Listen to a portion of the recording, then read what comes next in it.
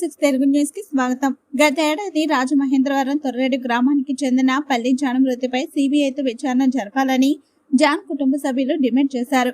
సోమవారం Rajamahendravaram sub collector కార్యాలయం వద్ద ఆందోళన నిర్వహించారు. అనంతరం సబ్ కలెక్టర్ కి ఈ కేసు సిబిసిఐడి చేత విచారణ జరపాలని, నిందితులను కఠినంగా శిక్షించాలని కోరుతూ వినతి పత్రం సమర్పించారు.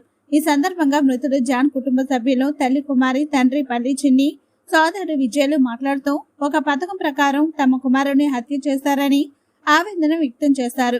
తమ కుమారుడి హత్య కేసులో వాస్తవాలు మరుగున పరిచేందుకు పోలీసులు ప్రయత్నిస్తున్నారని ఆరోపించారు. ఈ కేసు విషయంలో అనేక సార్లు పోలీసులకు ఫిర్యాదు చేసినప్పటికీ దర్యాప్తులో పురోగతి లేదని పేర్కొన్నారు. దీనిపై సిబిఐ విచారణ జరపాలని కోరారు.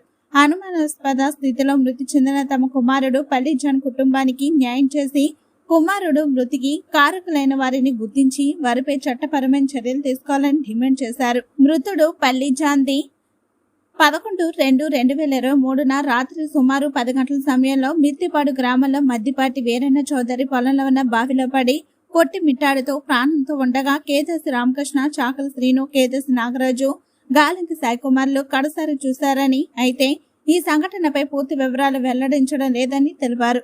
స్వర్ణ రాంబాబు అనే ఒకడు నా కుమారుడిని మా తొర్రేడు గ్రామం నుండి మిత్తిపాడు గ్రామానికి బైక్ మీద తీసుకుని వెళ్లి ఉన్నాడని, మార్గం మధ్యలో సాదే వంశీతో కొద్ది నిమిషాలు ఘర్షణ పడినట్లుగా రాంబాబు చెప్పాడని వివరించారు. అనుమానాస్పదంగా మృతి చెందిన తమ కుమారుడి మృతిపై సమగ్ర విచారణ జరిపి నిందితులను కఠినంగా శిక్షించాలని కోరారు. ఈ సంఘటనపై ఎస్సీ ఎస్టీ కేసు నమోదు చేసి బాధిత కుటుంబాన్ని ఆదుకోవాలని దళిత నాయకులు డిమాండ్ చేశారు. ఈ నిరసన ధర్నా కార్యక్రమంలో బీసీ నాయకులు ముచ్చకార్ల సత్యనారాయణ, మృతుడు తల్లి కుమారి, తండ్రి పిల్లి చిన్ని, సోదరుడు పల్లి విజయ్, దళిత సంఘాల నాయకులు పల్లి వెంకటేశ్వర్లు, దార పెద్దశేఖర్, బల్ల ఆది, చైతన్య మహిళా సంఘం నాయకులు కప్పల సునీత, గోసాల చెనబుజ్జి, చోడదాసి అప్పయ్యమ్మ తదితరులు పాల్గొన్నారు. అన్ని తీసి తీసుకెళ్లిపోవాలని మమ్మల్ని కంగారు పెట్టేశారండి. కంగారు పెట్టేసి అక్కడ 8 ఉండండగా శవాలు ఉంటుండగా మా అబ్బాయిది ముందు చేయించేసి పోలీసులు సమాధులు పెట్టేదాకా కూడా కాటల్లోకి తీసుకెళ్ళేదాకా కొట్టాలో దింపారండి. అది ఏ కారణం చేత అమ్మ మీకు మీ అబ్బాయి కేసు చాలా స్పీడ్ గా జరుగుతుంది, మేము ఇంకా ఎప్పుడు చేయలేదు ఇలాగా అని అన్నారండి. ఎవరో సీతారాం పోలీసులు, కోరుకొండ పోలీసులు. కానీ మాకు న్యాయం ఏమి చేయలేదండి. న్యాయం చేయలేదు, పెద్ద పెద్ద ధర్నాలే చేసామండి మా ఊరు సెంటర్లోని. కానీ మమ్మల్ని ఎవరిని పట్టించుకున్న వాళ్ళు లేరండి.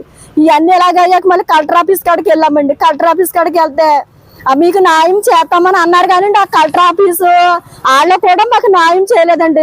ఇక్కడ బొమ్మూరు కలెక్టర్ ఆఫీస్ కాడికి న్యాయం చేయకపోయేటప్పటికి మీకు రిపోర్ట్లు వస్తాయి, మీకు రిపోర్ట్లు వస్తాయి, దాంట్లో తెలుస్తుంది, మీకు కంగారు పడకండి, మీకు న్యాయం జరుగుతుంది అన్నారండి. జరుగుతుంది అన్నాక న్యాయం కూడా ఏం జరుగుతుందండి, అలా చూడగా మళ్ళీ అవి వెళ్ళి పడిపోయాడని చెప్తున్నారండి. పడిపోతే షార్ట్ తిప్పేసి పడిపోతాడండి చనిపోయినప్పుడు. అలా చేశారండి. కానీ మా ఊరోళ్ళు కానీ ఏ రాజకీయ నాయకులు కానీ ఈ రాజకీయ తెలుగుదేశం పెట్టి కాంగ్రెస్ పెట్టి వచ్చి నా బిడ్డ ఇలా చనిపోయాడని ఒక్కళ్ళు అడిగిన వాళ్ళు లేరండి. మా ఇంటికాడ మేమే ఏడిసి అలాగున్నామా కానీ మమ్మల్ని పట్టించుకున్న నాదులే లేరండి. కాకపోతే మా బిడ్డకే మరి ఏ కారణం చేత అయ్యిందో ఆ తీసుకెళ్ళిన వాళ్ళు కూడా న్యాయం చేయలేదండి, అడగలేదు. ఆ తెలిసిన వాళ్ళు కూడా మాకు దరిప్త చేయలేదండి. మాకు ఇదేనండి న్యాయం జరుగుతుంది. మీరు ఏదో మాకు న్యాయం చేస్తారో ప్రభుత్వం అని మేము ఎంతో ఆశించామండి. కానీ మాలాంటి కూలి పనిలోకి వెళ్ళిన వాళ్ళకి మాకు న్యాయం జరగదండి. సార్ మీరు మాకు చేయరా, డబ్బున్న వాళ్ళకి రాజకీయ నాయకులకే చేస్తారండి. మీరు మాలాంటి వాళ్ళని పట్టించుకోకపోతే ఇంకెవరు పట్టించుకుంటారండి? మా డిమాండ్ ఏంటంటే నా బిడ్డని తీసుకెళ్ళిన వాళ్ళని ఎవరన్నారు బయట పెట్టి నా బిడ్డకి న్యాయం జరిగించాలండి.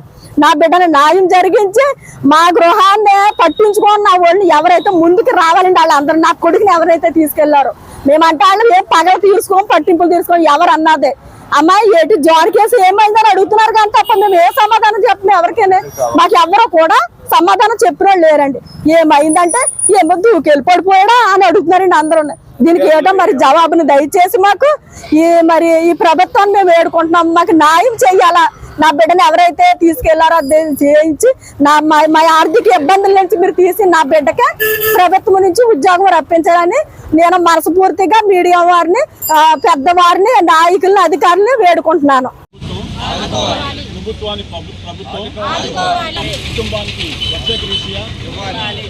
కుటుంబంలో ఒకరికి పెద్ద కుమారుడికి ఉద్యోగం, సిఐడి దర్యాప్తును జాన్ కేసుని సిఐడి దర్యాప్తును జాన్ కేసుని సిఐడి ఇన్వెస్టిగేషన్